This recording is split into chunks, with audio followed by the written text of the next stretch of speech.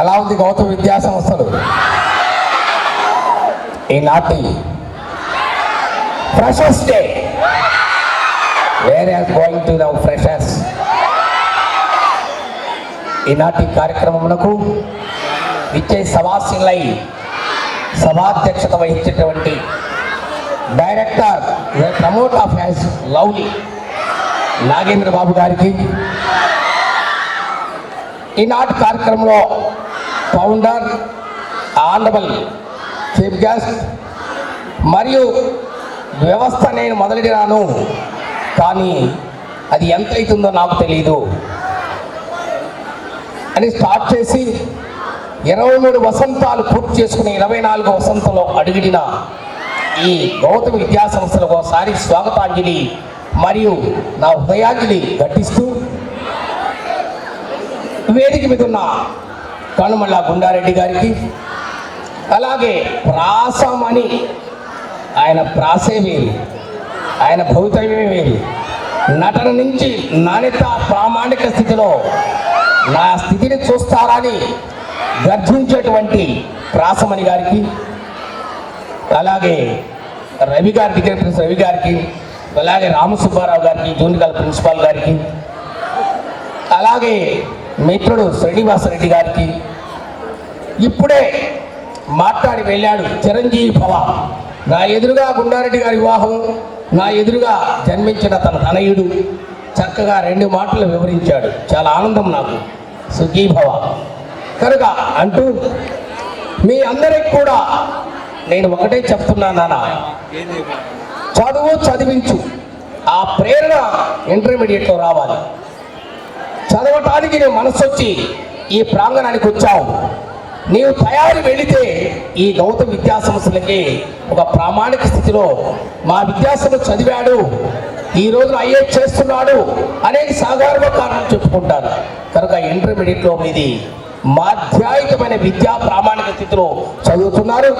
మరి అన్నయ్యలు అక్కయ్యలు చెల్లెళ్ళు తమ్ముళ్ళకి స్వాగతాంజలి పలుకుతూ ఈ freshers day A grooming of preparation by conquered by they going to that education అనే ప్రేరణలో మీరు వచ్చారు. బాగా చదివి విద్యా సంస్థలకు చక్కటి పేరు తేవాలి. అలాగే తల్లిదండ్రుల యొక్క స్థితి ప్రకృతిని ఎప్పుడు మర్చిపోకూడదు, అది గుర్తించుకొని ఉండాలి. అలాగే గురువుల యొక్క స్థితిని, గురువుల యొక్క ప్రామాణిక దీవెని, గురువుల యొక్క గౌరవాన్ని, గురువుల యొక్క ప్రామాణిక స్థితిని మీరు గుర్తించి ఎప్పుడు కూడా వారికి ఒక నమస్కారం చేస్తే ఆనందపడతారు. కానీ ఎంతమంది చేస్తున్నారు అది కూడా గుర్తెరగాలి.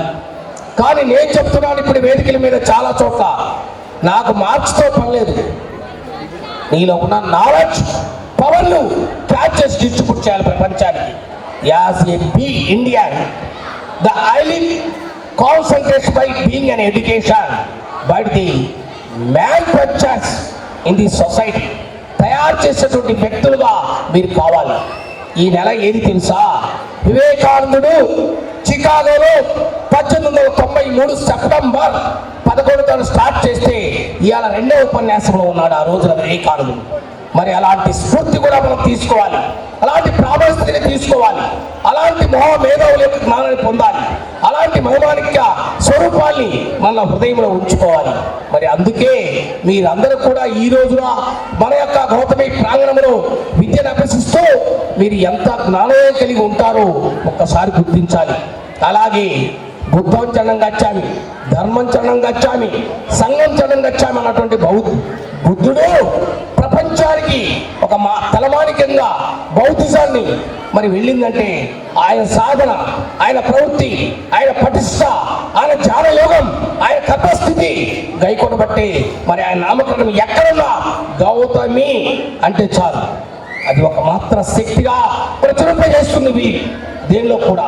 కనుక విజ్ఞాన సారవస్వంలో మన కనుమల గుండారెడ్డి గారు మరి వాళ్ళ మైత్రి మిత్రులు ఆ రోజు ఆ నామకరణం చేశారంటే ఈ క్షీరదర్శనాపురి అగ్రహారం, సుదర్శనాపురి, దర్శనాపురి, దర్శి 4 అంచెలు ఉన్నటువంటి ఈ యొక్క పట్టణంలో సంస్కృతి భావాలు, సామాజిక స్థిత ప్రజ్ఞతలు, సమాజంలో మౌన వికాసాన్ని మనం గుర్తించి చదివి మరి ఇక్కడ కూడా నీ విద్యాసంస్థ పేరు తేవాలని కోరుకుంటూ మనకన్నా ప్రాసలో ప్రాసమణి గారు ప్రసన్నగా ప్రయోక్తగా మహావక్తగా మీరు వారు ఉపన్యసిస్తారు.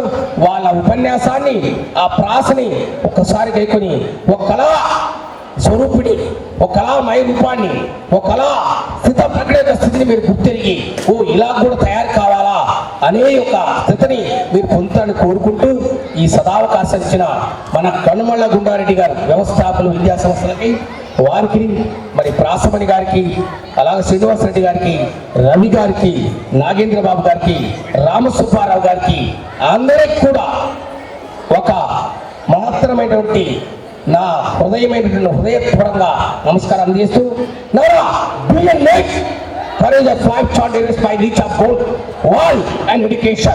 అలాగా తయారు కావాలని కోరుకుంటూ సెలవు తీసుకున్నాను. వందే మాతరం.